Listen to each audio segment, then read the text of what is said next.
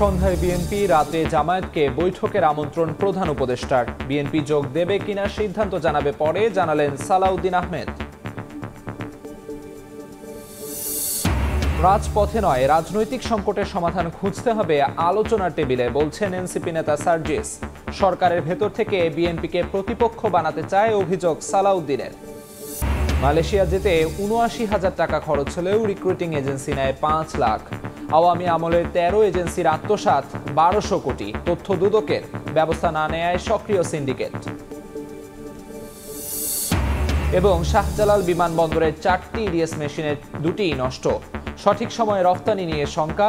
যুক্তরাষ্ট্র ইউরোপে পণ্য পাঠাতে নিরাপত্তা পরীক্ষায় শাহ আমানতে হচ্ছে বিশেষ জোন।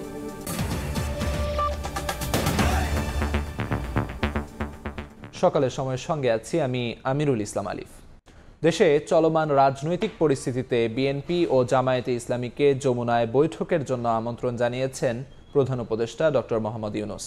তবে বিএনপি আলোচনায় যোগ দেবে কিনা সেই সিদ্ধান্ত পরে জানানো হবে বলে জানিয়েছেন দলটির স্থায়ী কমিটির সদস্য সালাউদ্দিন আহমেদ। প্রধান উপদেষ্টার প্রেস উইং থেকে জানানো হয়েছে, আজ সন্ধ্যা 7:30টায় বিএনপি এবং রাত 8টায় জামায়াতের নেতাদের বৈঠকের জন্য আমন্ত্রণ জানিয়েছেন প্রধান উপদেষ্টা। বৃহস্পতিবার উপদেষ্টা পরিষদের বৈঠকে পদত্যাগের প্রসঙ্গ তোলেন ডক্টর মোহাম্মদ ইউনূস। এরপর থেকে নাটকীয় নানা ঘটনা প্রবাহে তোলপাড় রাজনৈতিক অঙ্গনে। চলমান রাজনৈতিক পরিস্থিতি নিয়ে বিএনপি ও জামায়াতের সঙ্গে প্রধান উপদেষ্টার আলোচনা হতে পারে বলে ধারণা করা হচ্ছে।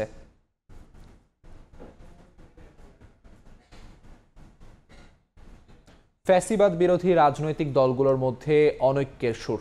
প্রধান উপদেষ্টার পদত্যাগের গুঞ্জন নিয়েও চলছে আলোচনা সমালোচনা। এমন পরিস্থিতিতে এনসিপি নেতা সার্জিস আলম বলছেন, উদ্দেশ্য প্রণোদিতভাবেই তৈরি করা হয়েছে এমন পরিস্থিতি।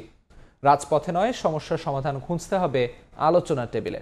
তবে বিএনপির স্থায়ী কমিটির সদস্য সালাউদ্দিন আহমেদ বলছেন, সরকারের ভেতরের কেউ কেউ বিএনপিকে প্রতিপক্ষ বানাতে চায়। রাজনৈতিক বিশ্লেষকরা বলছেন, সুনির্দিষ্ট রোডম্যাপ ছাড়া কাটবে না সংকট। হাসান ওয়ালির প্রতিবেদন। কাঁধে কাঁধ মিলিয়ে বিদায় ঘণ্টা বাজিয়েছে শেখ হাসিনা সরকারের, কিন্তু সময় গড়াতেই সে ঐক্যে বাজছে অনৈক্যের সুর।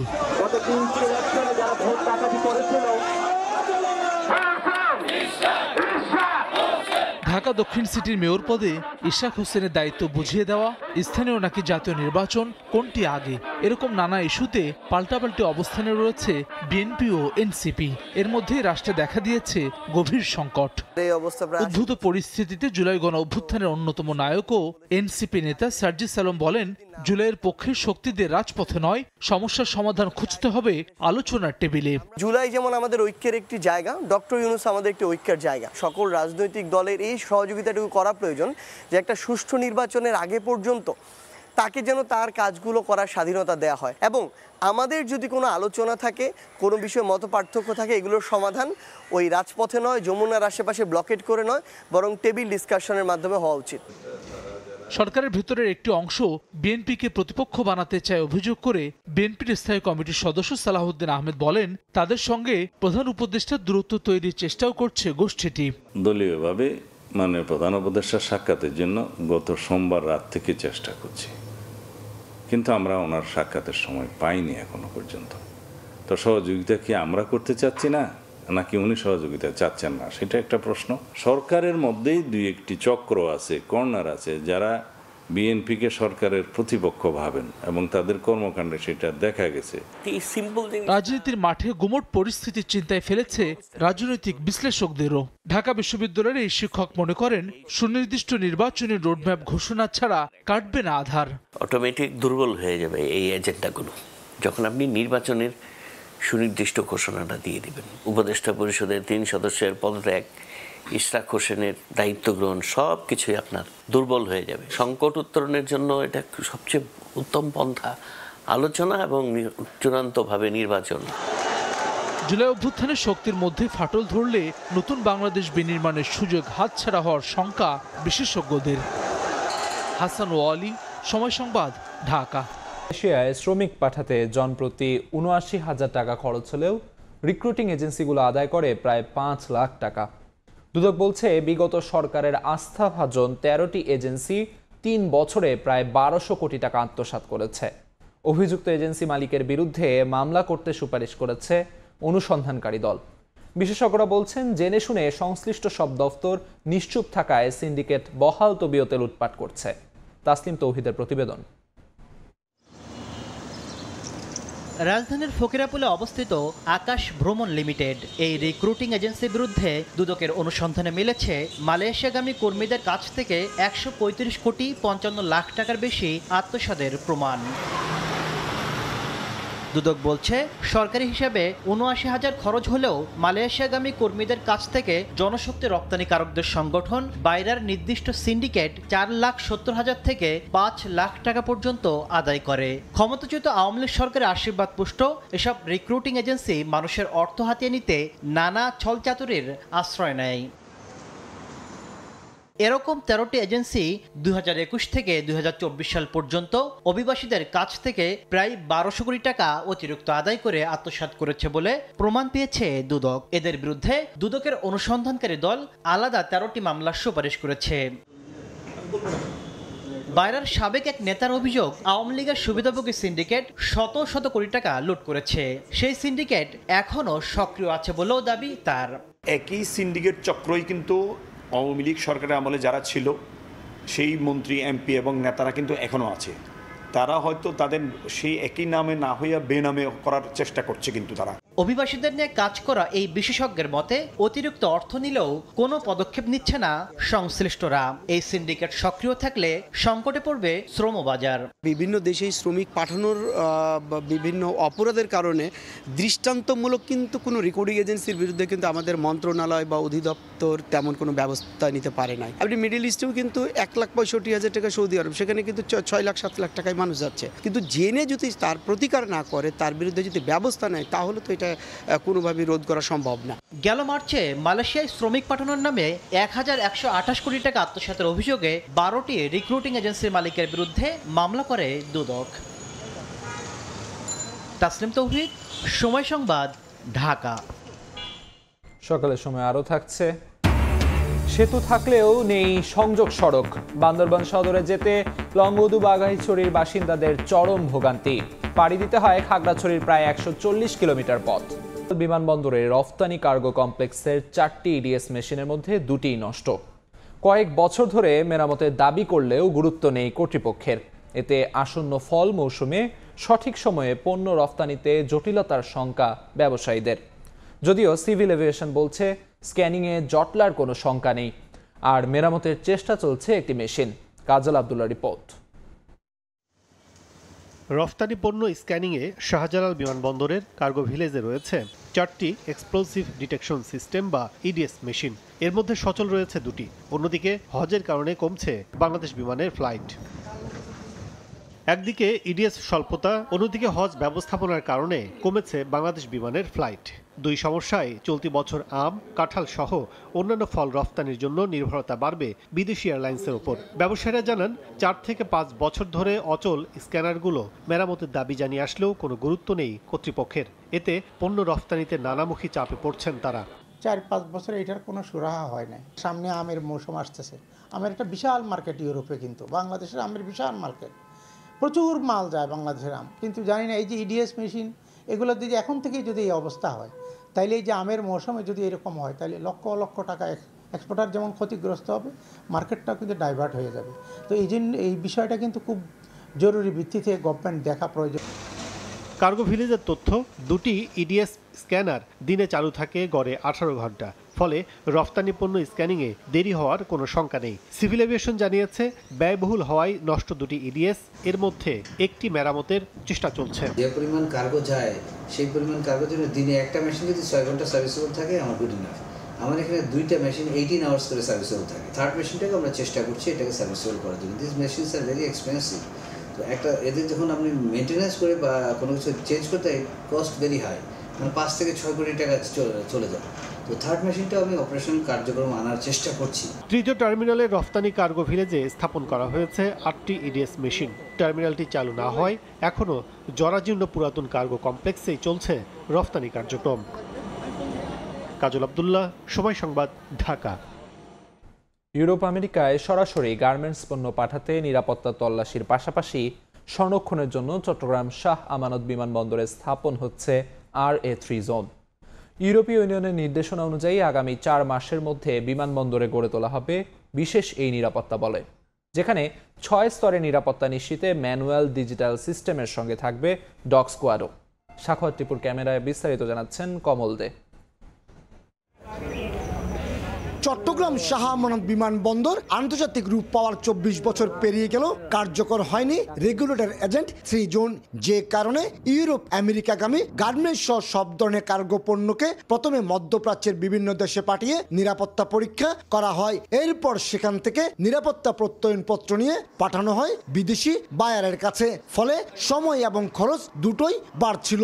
আমরা চাই ঢাকার মতো চট্টগ্রাম বিমানবন্দরটাকেও যাতে এক্সপোর্টের জন্য একটা হাব হিসেবে ইউজ করা হয়। প্রথমত চট্টগ্রাম থেকে যেমন ডেডিকেটেড এয়ার শিপমেন্ট ব্যবস্থা নেই, তেমনি RA3 জোন না থাকায় এখানকার ব্যবসায়ীদের বিদেশি বায়ারের কাছে দ্রুত পণ্য পাঠাতে ছুটতে হয় ঢাকা বিমানবন্দরে। তবে ভারত বাংলাদেশের ট্রান্সশিপমেন্ট সুবিধা বাতিল করায় এখন চট্টগ্রামে RA3 জোন প্রতিষ্ঠা জরুরি হয়ে পড়েছে বলে দাবি ব্যবসায়ীদের।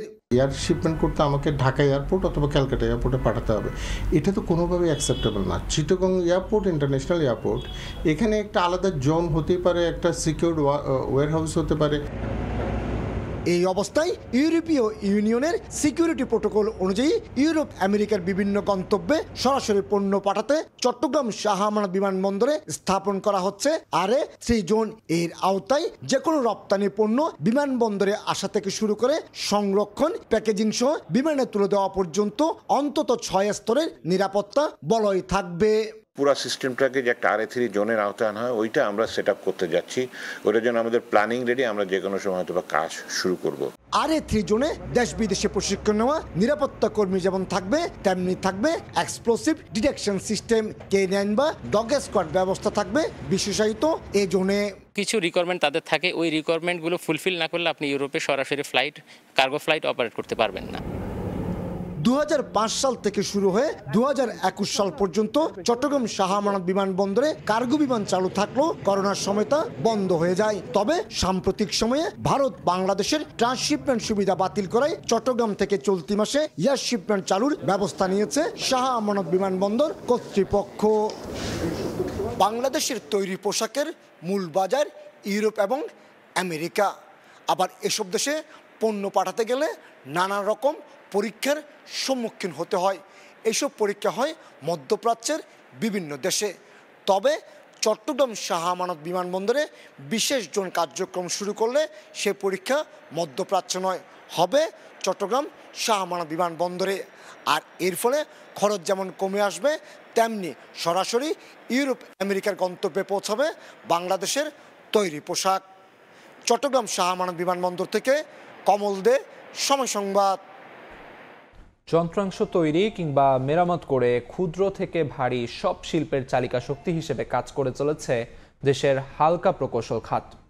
$6.5 ট্রিলিয়ন বিশ্ববাজারেও চাহিদা বাড়ছে এ খাতের নানা যন্ত্রাংশের। তবে কাঁচামাল আমদানিতে উচ্চ শুল্ক আর স্থানীয় শিল্পের সুরক্ষা না থাকায় সম্ভাবনা কাজে লাগাতে পারছেন না বলে দাবি খাতটির উদ্যোক্তাদের। ক্রমবর্ধমান অর্থনীতিকে টেকসই করতে দেশের হালকা প্রকৌশল শিল্পকে নীতি সহায়তা দেওয়ার পরামর্শ দিচ্ছেন অর্থনীতিবিদরা। MS আরেফিনের report.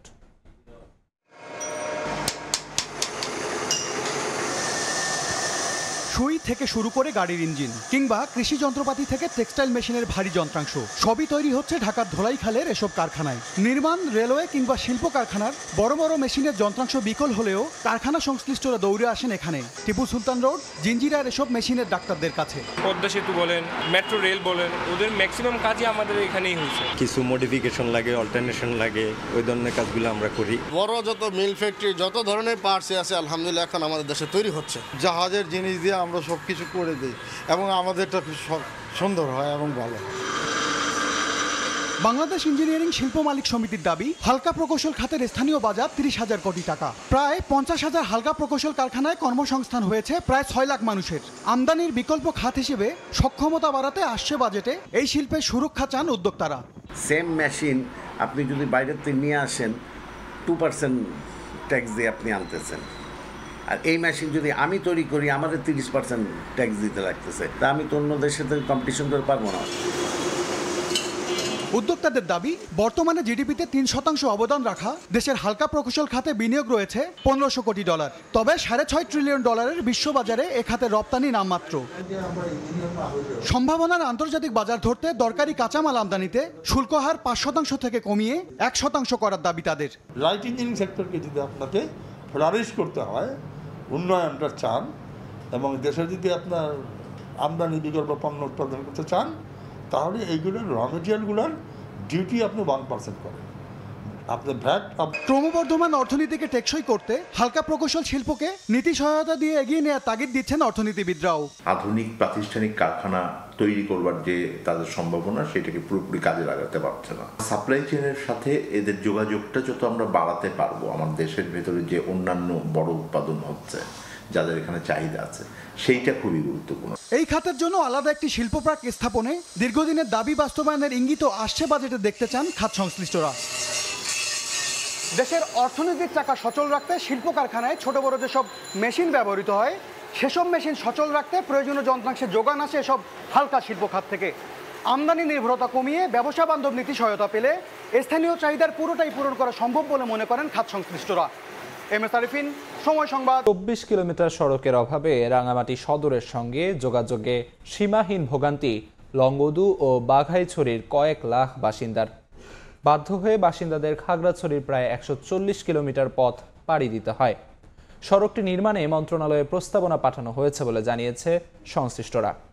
হেফাজত সবুজের তথ্য, রাজীব দাস মুন্নার ছবিতে রিপোর্ট। পাহাড় ঘেঁষে এঁকে বেঁকে চলে গেছে পথ। শুষ্ক মৌসুমে ধুলা আর বর্ষায় কাদায় একাকার হয়ে থাকে এই সড়ক। গাড়ি চলার অনুপযোগী রাস্তাটি দিয়ে পায়ে হাঁটতেও বাড়তি সতর্ক থাকতে হয় পথচারীদের।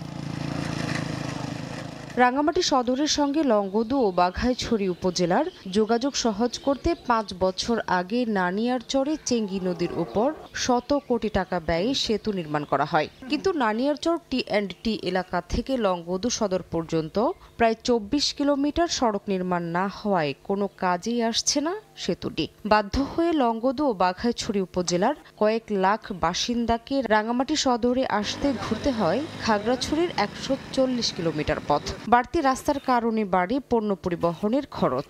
সবচেয়ে বেশি ভোগান্তিতে পড়েন রোগী ও স্বজনরা। এই রাস্তা দিয়ে কোনো মালামাল বহন করতে পারে না। দ্বিতীয়ত আপনার যদি কোনো রোগী নেওয়ার প্রয়োজন হয় রাঙামাটিতে, সেটাও নিতে পারে না। রাস্তা তাহলে আরেকটু ভালো হবে আর কি। এখন আপনার ওই পাহাড় থেকে আনারস, খোলা, এগুলো আপনার একদম চিটিয়াং ঢাকা নেওয়া যাবে। সরকার যদি জনগণের উপর ভালো চায়, তো রাস্তা ফাঁকা হলে ভালো হবে আর। সড়কটি নির্মাণের জন্য মন্ত্রণালয়ে একটি প্রস্তাবনা পাঠানো হয়েছে বলে জানিয়েছে সড়ক বিভাগ। সড়কটি সম্প্রসারণ এবং এই সড়কের অ্যালাইনমেন্ট তৈরির জন্য প্রস্তাব দিয়েছি মন্ত্রণালয়কে। এটা সিদ্ধান্ত আসলে আমরা পরবর্তী কার্যক্রমের জন্য প্রস্তুতি নিব। সবশেষ জনশুমারির তথ্য মতে লংগদু ও বাঘাইছড়ি উপজেলায় প্রায় 3 লাখ মানুষের বসবাস। সময় সংবাদ, রাঙামাটি। অনিন্দ্য সুন্দর দ্বীপ, নেই কোলাহল, নেই চিরচেনা ব্যস্ততা। পরিবেশ রক্ষায় গত মার্চ থেকে প্রবাল দ্বীপ সেন্ট মার্টিনে বন্ধ পর্যটক যাতায়াত। এতে দ্বীপের ছেনাদিয়া ও দিয়ার মাথা খ্যাত মিনি সুন্দরবন ফিরে পেয়েছে নতুন প্রাণ। তবে সাগরে মাছ শিকার কিংবা পর্যটন ঘিরে যাদের জীবিকা, সেসব মানুষ আছেন চরম সংকটে। সেন্ট মার্টিন ঘুরে এসে মোহাম্মদ ফরাজের ক্যামেরায় বিস্তারিত জানাচ্ছেন সুজাউদ্দিন রুবেল। প্রবল অনিয়মের কারণে হুমকির মুখে ছিল এখানকার পরিবেশ। অন্য সময় বছরে পর্যটকদের জন্য খোলা থাকত 5 মাস। এই মৌসুম থেকে মাত্র 3 মাসের জন্য খোলা রাখার সিদ্ধান্ত সরকারের। সে অনুযায়ী 1 ফেব্রুয়ারি থেকে 9 মাসের জন্য পর্যটক নিষিদ্ধ করা হয়। সেন্ট মার্টিনের মিনি সুন্দরবন দ্বীপের সবচেয়ে আকর্ষণীয় স্থান এটি। পাতুরু সৈকত জুড়ে ম্যানগ্রোভ জাতীয় উদ্ভিদে ভরপুর এ স্থান। স্থানীয় নাম দিয়ার মাথা, যেখানে এখন জন্মাচ্ছে নতুন নতুন গাছ। উপরে সবুজের সমারোহ, নিচে পাথর আর সমুদ্রের ছোট ছোট ঢেউ। জোয়ার ভাটার 2 রূপ এই বনের। জোয়ারের পানিতে যেন এক টুকরো সবুজের দ্বীপ, আর ভাটা হলে পাথরের গায়ে যেন আটকে গেছে অনেক তরতাজা গাছ।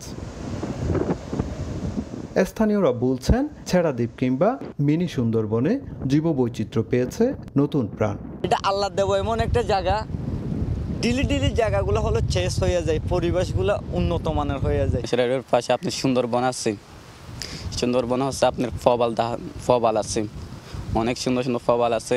তবে কষ্টে আছেন দ্বীপের বাসিন্দারা। দ্বীপের শত শত পরিবার জীবিকার অনিশ্চয়তায় দিশেহারা। নেই কাজকর্ম, দরজা বন্ধ হোটেল, কটেজ ও রেস্তোরাঁগুলোর। আবার মরার উপর খাড়ার গা। সাগরে মাছ শিকারে 58 দিনের নিষেধাজ্ঞা। এতে বিপাকে জেলে পরিবারগুলো। সব মিলিয়ে নানামুখী সংকটে দ্বীপের বাসিন্দারা। এখন ফিশারি নচলে সরকার বন্ধ করে দিয়ে, আবার পর্যটকও বন্ধ করে দিয়ে। তোদের বাদ কাইও মারা ফোনদের লেখাপড়া করে বাদ কাজ করতে বাজি গিয়ে এখন ব্যবসা নাই, কিচ্ছু নাই, এখন ডিসারের মতন অবস্থায় ভরে আছে। এই অবস্থা যদি আর 2 বছর 1 বছর চলতে থাকে, আমরা তো একবারে রোহিঙ্গার কাতারে পড়ে যাব। সেন্ট মার্টিনের অবস্থান মিয়ানমারের বিরোধপূর্ণ রাখাইন প্রদেশের কাছে। ভূ অবস্থানগত দিক থেকেও দ্বীপটি গুরুত্বপূর্ণ, যার নিরাপত্তা নিশ্চিতে তাই বছরের 12 মাসই তৎপর কোস্টগার্ডের সদস্যরা। আর দ্বীপের বাসিন্দাদের সব ধরনের সহযোগিতার আশ্বাস কোস্টগার্ডের। যেহেতু তাদের জীবিকা নির্বাহটা এখন মৎস্য থেকে পর্যটন শিল্প বা অন্যদিকে ডাইভার্সন হচ্ছে আস্তে আস্তে, কোস্টগার্ড বলেন বা অন্যান্য বাহিনী বলেন, অন্যান্য সংস্থা বলেন, তার যতটুকু সর্বাত্মক সহযোগিতা করা প্রয়োজন আমরা অবশ্যই করব। 8 বর্গ কিলোমিটার আয়তনের দ্বীপটির জনসংখ্যা প্রায় 11,000। দ্বীপবাসীর জীবিকার অনেকটাই পর্যটন ঘিরে। নানামুখী সংকটে দ্বীপের বাসিন্দারা, অনেকের কাটছে অনাহারে অর্ধাহারে। তাই দ্রুত তাদের জীবিকার সংস্থান করার দাবি। প্রবাল দ্বীপ সেন্ট মার্টিন থেকে সুজাউদ্দিন রুবেল, সময় সংবাদ, কক্সবাজার। দীর্ঘদিন খনন না হওয়ায় নাব্য সংকটে চাঁদপুরের ডাকাতিয়া নদী। মাঝ নদীতে চর পড়ায় নৌকা থেকে সরাসরি আড়তে নেওয়া যায় না পণ্য। এতে ভোগান্তির পাশাপাশি লোকসান গুনতে হচ্ছে ব্যবসায়ীদের। নদী খননে বিশ্বব্যাংকের অর্থায়নে প্রকল্প নেওয়া হয়েছে বলে জানিয়েছেন সংশ্লিষ্টরা। নাইমুল ইসলাম নীরবের ছবিতে ফারুক আহমদের রিপোর্ট। মাঝ নদী পর্যন্ত চর পড়ায় শ্রমিকরা নৌকা থেকে মাথায় করে পণ্য নিয়ে যাচ্ছেন। এতে একদিকে ভোগান্তি যেমন বেড়েছে, তেমন বাড়ছে খরচও। চাঁদপুরের বুক চিরে বয়ে গেছে ডাকাতিয়া নদী। শহরের বড় স্টেশন থেকে শুরু করে নদীটির দৈর্ঘ্য শহরাস্তির চিকুটিয়া সেতু পর্যন্ত। নদীটিকে কেন্দ্র করে গড়ে উঠেছে জেলার সবচেয়ে বড় বাণিজ্য কেন্দ্র পুরান ও নতুন বাজার। দীর্ঘদিন ধরে খনন না হওয়ায় ডাকাতিয়ার মাঝে চর পড়েছে। এতে সরু হয়ে গেছে নদীপথ। নৌযান চলাচলে দেখা দিয়েছে সমস্যা। অন্যদিকে চরের কারণে নৌকা থেকে সরাসরি আড়তে নেওয়া যাচ্ছে না পণ্য। এই নদী খননের কাজটা না হওয়ার কারণে আমরা অনেক বিপদগ্রস্ত অবস্থানে আছি। নদী না হওয়ার কারণে বলগেট জাহাজ আটকাইতেছে। এখনই যদি এটা না করে সমাধান না করে, তাহলে আমাদের কাজ করা কষ্ট করে দাঁড়াবে। আমাদের এই খনন যদি সুন্দরভাবে হয়, তাহলে নৌ চলাচল এবং আমাদের যে ব্যবসা বাণিজ্যে বড় বড় নৌকাগুলি আসে, সেগুলি সুন্দরভাবে মাল নামান যাবে এবং লোকের যাতায়াতেরও সুবিধা হবে। ডাকাতিয়া খননে বিশ্বব্যাংকের অর্থায়নে একটি প্রকল্প নেওয়া হয়েছে বলে জানিয়েছেন সংশ্লিষ্টরা। সারাস্তি চিনকুটিয়া পর্যন্ত এটা ড্রেজিং এর প্রকল্প হাতে নেওয়া হয়েছে। এটা ওই যে বিশ্বব্যাংকের 3,500 কোটি টাকার প্রকল্পের মধ্যে ড্রেজিং করা হবে। এখান থেকে একদম নাব্যতা সংকট দূরীকরণের লক্ষ্যে 10 ফিট মিনিমাম গভীরতা ডেপথ রেখে প্রকল্পটির আওতায় চাঁদপুর শহরের বড় স্টেশন থেকে শহরাস্তির চিকুটিয়া সেতু পর্যন্ত ডাকাতিয়া নদীর 55 কিলোমিটার খননের কথা রয়েছে। সময় সংবাদ, চাঁদপুর। বন্ধ হয়ে যাওয়া কুমিল্লা চিড়িয়াখানা ও বোটানিক্যাল গার্ডেনের জায়গায় নির্মাণ করা হচ্ছে আধুনিক ডিসি পার্ক। থাকবে কৃত্রিম লেক, রাইড, ওয়াকওয়ে, ফুডকোর্ট সহ খেলার মাঠ। আগামী 6 মাসের মধ্যে কাজ শেষ করে জনসাধারণের জন্য পার্কটি উন্মুক্ত করা হবে বলে জানান জেলা প্রশাসক। বাহার রায়হানের তথ্য, ছবিতে রিপোর্ট। কুমিল্লার পুরাতন চিড়িয়াখানা ও বোটানিক্যাল গার্ডেনের জায়গায় নির্মাণ হচ্ছে আধুনিক ডিসি পার্ক। প্রায় 20 একর জায়গার উপর প্রকল্পের কাজ শুরু হয় চলতি বছরের 13 মে। 2026 সালে কাজ শেষ হওয়ার কথা রয়েছে। নতুন এই পার্কটি হবে সবুজে ঘেরা, থাকবে কৃত্রিম লেক, রাইড, ওয়াকওয়ে, ফুডকোর্ট সহ খেলার মাঠ। এমনকি রাখা হবে বিলুপ্তপ্রায় পশু পাখিও। নগরবাসীরা বলছেন বিনোদনের জন্য পার্কটি হবে নগরীর নতুন প্রাণকেন্দ্র। ফলে খুশি তারা। পার্কটিতে নিরাপত্তা নিশ্চিতে পুলিশ বক্স স্থাপন সহ প্রশাসনিক তদারকির দাবি স্থানীয়দের। ডিসি পার্ক হবে, আমরা ওইটার জন্য প্রতিবাদ জানাই যে ওইটা তাড়াতাড়ি হোক। এটা যদি দূরত্ব হয় আমাদের জন্য ভালো হবে আর কি, ঘোরাফেরার জন্য ভালো একটা জায়গা হবে, বিনোদন কেন্দ্র একটা পাইবো আর কি। ভোজের সমারোহ ঘটবে, প্রচুর পরিমাণে একটি প্রাকৃতিক ভারসাম্য রক্ষা করবে এবং মানুষের বিনোদনের একটি জায়গা হবে। আগামী 6 মাসের মধ্যে কাজ শেষ করে জনসাধারণের জন্য পার্কটি উন্মুক্ত করে দেয়া হবে বলে জানান জেলা প্রশাসক। এটির কার্যক্রম চলমান রয়েছে এবং এটি আশা করছি আগামী 6 মাসের মধ্যেই পার্কটি আমরা জনগণের জন্য উন্মুক্ত করে দিতে পারবো। কুমিল্লাবাসী অন্তত একটি স্থান পাবে যেখানে তারা পরিবার নিয়ে তারা নির্মল একটি সময় অতিবাহিত করতে পারে। ডিসি পার্ক নির্মাণে ব্যয় ধরা হয়েছে 23.5 কোটি টাকা। সময় সংবাদ, কুমিল্লা। চট্টগ্রামে এবার কোরবানির জন্য প্রস্তুত 8,60,000 গবাদি পশু। ঘাটতি রয়েছে 35,000। 3 পার্বত্য জেলাসহ দেশের বিভিন্ন অঞ্চল থেকে আসা গরু দিয়ে ঘাটতি চাহিদা পূরণ হবে বলে জানান জেলা প্রাণী সম্পদ কর্মকর্তা। ঈদুল আজহা সামনে রেখে পশুর বাড়তি পরিচর্যা করছেন খামারিরা। বিস্তারিত জানাচ্ছেন পার্থপ্রতিম বিশ্বাস। চট্টগ্রাম শহর ও গ্রামে গড়ে উঠেছে বড় আকারের অনেক গরুর খামার। নগরে 100-রও বেশি এগ্রো খামার রয়েছে। এখানে দেশীয় পাশাপাশি বিদেশি জাতের গরুও লালন পালন করা হচ্ছে। এবার চট্টগ্রামে কোরবানির চাহিদা প্রায় 8,96,000। এর মধ্যে কোরবানিযোগ্য গবাদি পশুর উৎপাদন 8,60,000, ঘাটতি প্রায় 35,000। 3 পার্বত্য জেলা কুষ্টিয়া, ফরিদপুর সহ বিভিন্ন জায়গা থেকে আসা গরু থেকে ঘাটতি পূরণ করা হবে বলে জানান জেলা প্রাণী সম্পদ কর্মকর্তা। অবশ্যই আমাদের দেশীয় যথেষ্ট উৎপাদন আছে এবং আমাদের উদ্বৃত্ত থাকবে দেশীয় উৎপাদন। আমাদের কিছু কিছু জেলা ঘাটতি আছে, আবার কিছু কিছু জেলা বেশি আছে। ওভারঅল সারা বাংলাদেশে আমাদের দেখা যায় যে গরু উদ্বৃত্ত আছে, সুতরাং আমাদের বাইরের গরু আসার প্রশ্নই ওঠে না। এখন পর্যন্ত হাটগুলোতে বেচা কেনা শুরু না হলেও এগ্রো ফার্ম থেকে পছন্দের পশুটি ক্রয় বিক্রয় শুরু হয়ে গেছে। ইতিমধ্যে 50 থেকে 60% গরু বিক্রি হয়ে গেছে জানান খামারিরা। মানুষ যেন কিনতে পারে ওরকম একটা দাম রেখে দিয়ে থাকি আমরা, যেন কাস্টমার আতঙ্কে না পড়ে থাকে। অনেকে ফিজিক্যালি এসে আমাদের এখান থেকে গরু কিনতেছে। আমাদের এই কোরবানের 4 রাত পর্যন্ত আমাদের কাছে গরু রাখার সুযোগ আছে। কাস্টমারদের জন্য আমরা এভাবে সুযোগ করে দিচ্ছি। চট্টগ্রাম নগরীতে পশুর চাহিদা 1,09,757টি। পার্থপ্রতিম বিশ্বাস, সময় সংবাদ, চট্টগ্রাম। হার্ভার্ড বিশ্ববিদ্যালয়ে বিদেশি শিক্ষার্থী ভর্তি বন্ধে ট্রাম্প প্রশাসনের নিষেধাজ্ঞাকে সাময়িকভাবে স্থগিত করেছেন ফেডারেল বিচারক। আদালতের রায়ে বলেছেন মার্কিন প্রেসিডেন্টের এই সিদ্ধান্ত প্রায় 6,800 শিক্ষার্থীর ভবিষ্যৎকে ঝুঁকির পথে ফেলতে চলেছে। এতে উদ্বেগ দেখা দিয়েছে বিদেশি শিক্ষার্থীদের মাঝে। তহবিল বন্ধের হুঁশিয়ারি থেকে শুরু করে বিদেশি শিক্ষার্থীদের ভর্তি বন্ধের মতো সিদ্ধান্তের মাধ্যমে হার্ভার্ড কর্তৃপক্ষকে যেন নাজেহাল করে তুলছেন মার্কিন প্রেসিডেন্ট ডোনাল্ড ট্রাম্প। তবে এবার হার্ভার্ডের পাশে এসে দাঁড়িয়েছে দেশটির আদালত। শুক্রবার সংক্ষিপ্ত আদেশে হার্ভার্ড বিশ্ববিদ্যালয়ের বিদেশি শিক্ষার্থী ভর্তি ক্ষমতা বাতিলে ট্রাম্প প্রশাসনের সিদ্ধান্তে স্থগিতাদেশ জারি করেন মার্কিন বিচারক অ্যালিসন ব্যারোস। তিনি বলেন, হোমল্যান্ড সিকিউরিটিজ ডিপার্টমেন্টের এই পদক্ষেপ গুরুতর ক্ষতির আশঙ্কা সৃষ্টি করেছে। অতএব নির্দেশটি আদালতের পূর্ণাঙ্গ বিবেচনার আগে কার্যকর হওয়া উচিত নয়।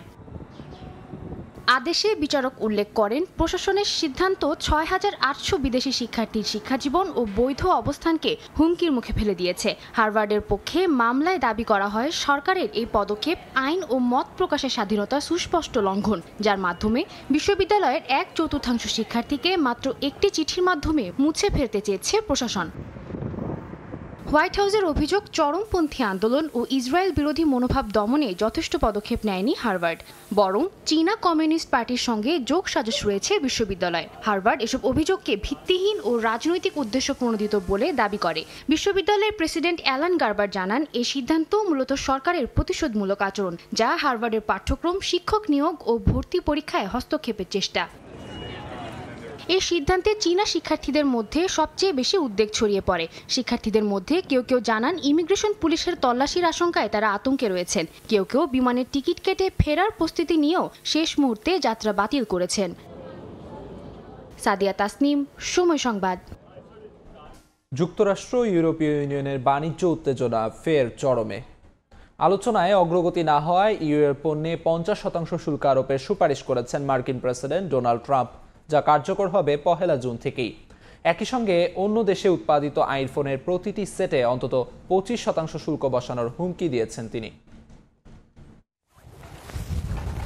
বাণিজ্য নিয়ে বেশ কিছুদিন ধরেই সম্পর্কে টানাপোড়েন চলছে যুক্তরাষ্ট্র ও ইউরোপীয় ইউনিয়নের মধ্যে। দুপক্ষ আলোচনা করছে এমন খবরও প্রচার হয় বিভিন্ন আন্তর্জাতিক গণমাধ্যমে। তবে শুল্ক সংক্রান্ত আলোচনায় কোনো অগ্রগতি হয়নি বলে জানিয়েছে মার্কিন প্রেসিডেন্ট ডোনাল্ড ট্রাম্প। বিষয়টির সুরাহা না হওয়ায় ইউরোপীয় ইউনিয়নের সব পণ্যে সরাসরি 50% শুল্কারোপের ঘোষণা দিয়েছেন ট্রাম্প, যা কার্যকর হবে 1 জুন থেকে। ইউরোপীয় ইউনিয়নের সঙ্গে যুক্তরাষ্ট্রের বার্ষিক বাণিজ্য ঘাটতি $250 বিলিয়ন ছাড়িয়ে গেছে, যেটিকে অগ্রহণযোগ্য বলছে ওয়াশিংটন। বিপরীত ঘাটতি মেটাতেই ট্রাম্প নতুন এই সিদ্ধান্ত নিয়েছেন বলে দাবি করা হচ্ছে। এদিকে শুল্কারোপের ঘোষণার পরই মার্কিন শেয়ার বাজারের সূচক 1% পড়ে যায়। কেবল ইইউ নয়, শুল্ক চাপছে মার্কিন টেক জায়ান্ট অ্যাপেলের ওপরও। প্রেসিডেন্ট ট্রাম্প হুঁশিয়ারি দিয়েছেন, আমেরিকা ব্যবহারের জন্য তৈরিকৃত আইফোন যুক্তরাষ্ট্রেই বানাতে হবে। যদি ভারত কিংবা অন্য দেশে এটি তৈরি করা হয়, সেক্ষেত্রে প্রতিটি ফোনে অ্যাপেলকে 25% শুল্ক দিতে হবে। এরই মধ্যে অ্যাপেলের সিইও টিম কুককে এই সিদ্ধান্ত জানানো হয়েছে। মার্কিন প্রেসিডেন্টের এই আক্রমণাত্মক শুল্ক নীতি বিশ্ব বাণিজ্যে নতুন করে অনিশ্চয়তা তৈরি করেছে। ইউরোপ বলছে তারা যুক্তরাষ্ট্রের সঙ্গে ভারসাম্যপূর্ণ ও ন্যায্য বাণিজ্য চুক্তি চায়, কিন্তু একতরফা চাপের মুখে সমাধান কঠিন। দুই পক্ষের পরবর্তী আলোচনার উপরই এখন নির্ভর করছে এই শুল্ক যুদ্ধ কতদূর গড়াবে। ইয়াসিন মোহাম্মদ জিসান, সময় সংবাদ। ইউক্রেন রাশিয়া যুদ্ধের ইতিহাসে সবচেয়ে বড় বন্দি বিনিময় হয়েছে শুক্রবার।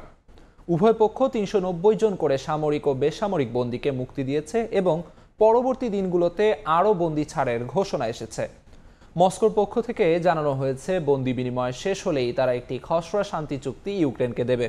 অপরদিকে জেলেনস্কি আবারও রাশিয়ার ওপর যুদ্ধবিরতির জন্য চাপ বৃদ্ধির আহ্বান জানিয়েছেন। মস্কো কিয়েভ যুদ্ধবিরতি নিয়ে দেখা যাচ্ছে আশার আলো। তুরস্কে রাশিয়া, ইউক্রেন ও যুক্তরাষ্ট্রের ত্রিপাক্ষিক বৈঠকের পর অগ্রগতি হয়েছে যুদ্ধবিরতি আলোচনায়। এই বৈঠকে নেওয়া সিদ্ধান্তেই শুক্রবার 270 জন সামরিক ও 120 জন বেসামরিক নাগরিককে মুক্তি দিয়েছে উভয় দেশ। বন্দি বিনিময়ের এই চুক্তি অনুযায়ী 1000 বন্দীকে মুক্তি দেওয়ার পরিকল্পনা রয়েছে দেশ দুটির। ইউক্রেনীয় প্রেসিডেন্ট ভলোদিমির জেলেনস্কি বলেন, প্রত্যেক ইউক্রেনীয় সেনা ও বেসামরিক নাগরিক যারা রাশিয়ায় বন্দী আছেন তাদের মুক্ত করাই কিয়েভের লক্ষ্য। এছাড়াও রাশিয়ার উপর চাপ বাড়াতে বিশ্ববাসীর প্রতি আহ্বানও জানান জেলেনস্কি। রাশিয়ার উপর চাপ বাড়ানোর এটাই উপযুক্ত সময়। এতে শুধু ফল আসবে তা নয়, বরং যা যা আমাদের পাওয়া উচিত সবটাই পাওয়া যাবে। আমাদের যখন যুদ্ধবিরতি প্রয়োজন, তখন রুশরা তথাকথিত স্মারকলিপি তৈরিতে 1 সপ্তাহ অতিবাহিত করেছে। এটি অবশ্যই উপহাসের সামনে। বন্দীদের স্বাগত জানাতে বন্দর এলাকাগুলোতে ভিড় করেন স্বজনরা। হাতে প্রিয়জনের ছবি আর চোখে প্রতীক্ষার জল। দীর্ঘ সময় পর স্বজনদের কাছে পেয়ে আবেগ আপ্লুত হয়ে পড়েন অনেকেই। এদিকে রাশিয়ার পক্ষ থেকে জানানো হয়েছে, বন্দি বিনিময় শেষ হলেই তারা একটি খসড়া শান্তি চুক্তি ইউক্রেনের সামনে উপস্থাপন করবে। রুশ পররাষ্ট্রমন্ত্রী সার্গেই লাভরভ বলেন, একটি দীর্ঘমেয়াদী টেকসই শান্তি চুক্তির কাঠামো তৈরিতে তারা প্রস্তুত। যুক্তরাষ্ট্রের প্রেসিডেন্ট ডোনাল্ড ট্রাম্প এই বিনিময়কে স্বাগত জানিয়ে বলেন, এটি বড় কিছুর সূচনা হতে পারে। তবে যুদ্ধবিরতির প্রস্তাবে এখনও রাজি হয়নি ক্রেমলিন। আর ভ্যাটিকানকে শান্তি আলোচনার সম্ভাব্য ভেন্যু বানানোর প্রস্তাবও লাভরভ প্রত্যাখ্যান করেছেন। সাদিয়া তাসনিম, সময় সংবাদ। দেখছেন সকালের সময়। ইন্টার মিলানকে পেছনে ফেলে ইতালিয়ান শিরোপা জিতল নাপোলি। শুক্রবার শেষ রাউন্ডে ক্যালোয়ারিকে 2-0 গোলে হারিয়ে চতুর্থবারের মতো লিগ চ্যাম্পিয়ন হলো ক্লাবটি। সিরিয়ার এবারের মৌসুমের একদম শেষ ম্যাচে এসে দেখা মিলল ইতালিয়ান ফুটবলের নতুন রাজার। একই সময়ে কোমোকে 2-0 গোলে হারালেও মাত্র 1 পয়েন্ট ব্যবধানে শিরোপা খোয়ায় মিলান। এদিন 42 মিনিটে স্কট ম্যাকটোমিনি আর 51 মিনিটে রোমেলো লুকাকুর গোলে 2-0 জয় নিশ্চিত করে নাপোলি। এতেই এক মৌসুম পর ফের শিরোপা উল্লাসে মাতল দলটি। নেচে গেয়ে কেক কেটে বাংলাদেশ প্রিমিয়ার লিগ ফুটবলের শিরোপা উদযাপন করল মোহামেডান স্পোর্টিং ক্লাবের ফুটবলাররা। প্রায় 2 যুগ পর ট্রফি জেতায় ফুটবলারদের বোনাস দেওয়ার আশ্বাস দিয়েছেন ক্লাব কর্মকর্তারা।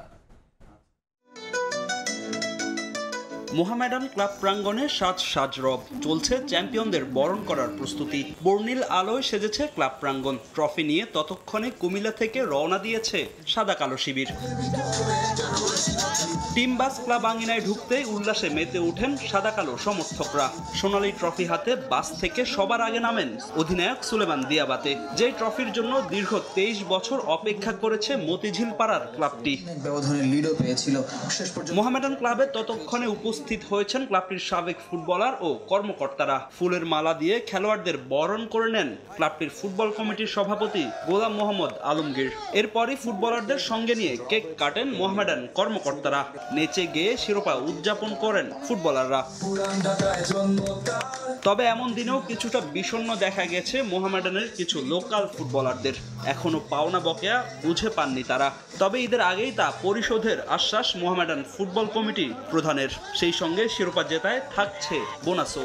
ডিক্লারেশন আমরা আগে দিয়ে রেখেছি যে হ্যাঁ আমরা শেষ খেলার পরে বোনাস দেবো এদেরকে। ওদের লাস্ট স্যালারিটা বাকি আছে, কারো 1 মাস, কারো 2 মাস। সেটা আমরা 1 তারিখ বা 2 তারিখের মধ্যে শেষ করে দেব ইনশাল্লাহ। ঈদের আগে লোকাল প্লেয়াররা এবং লোকাল কর্মকর্তা যারা আছে চ্যাম্পিয়নশিপের তৃপ্তি এবং তাদের যে পারিশ্রমিক সেটা একসাথে নিয়ে তারা ঈদ করতে যাবে। এদিকে ক্লাবকে শিরোপা উপহার দিতে পেরে উচ্ছ্বসিত মোহামেডান অধিনায়ক সুলেমান দিয়াবাতে। এই ক্লাবে আসার পর থেকে আমার স্বপ্ন ছিল প্রিমিয়ারের শিরোপা জেতা। আজ এই ট্রফি হাতে পেয়ে আমার সেই স্বপ্ন পূরণ হয়েছে। সবাইকে ধন্যবাদ দিতে চাই, বিশেষ করে মোহামেডানের সমর্থকদের। তারা অসাধারণ। এই শিরোপা আমি আমার পরিবারকে উৎসর্গ করতে চাই। শিরোপা জেতায় দায়িত্ব বেড়েছে মোহামেডানের। আসন্ন মৌসুমে শিরোপা ধরে রাখার পরিকল্পনা করছে সাদা কালোরা। ফাহিম ইসলাম, সময় সংবাদ, ঢাকা। সকালের সময় শীর্ষ সংবাদগুলো জানিয়ে দিচ্ছি আরেকবার। সন্ধ্যায় বিএনপি, রাতে জামায়াতকে বৈঠকের আমন্ত্রণ প্রধান উপদেষ্টার। বিএনপি যোগ দেবে কিনা সিদ্ধান্ত জানাবে পরে, জানালেন সালাউদ্দিন আহমেদ। রাজপথে নয়, রাজনৈতিক সংকটের সমাধান খুঁজতে হবে আলোচনার টেবিলে, বলছেন এনসিপি নেতা সার্জিস। সরকারের ভেতর থেকে বিএনপিকে প্রতিপক্ষ বানাতে চায় অভিযোগ সালাউদ্দিনের। এই ছিল সকালের সময়। সঙ্গে থাকুন সময়।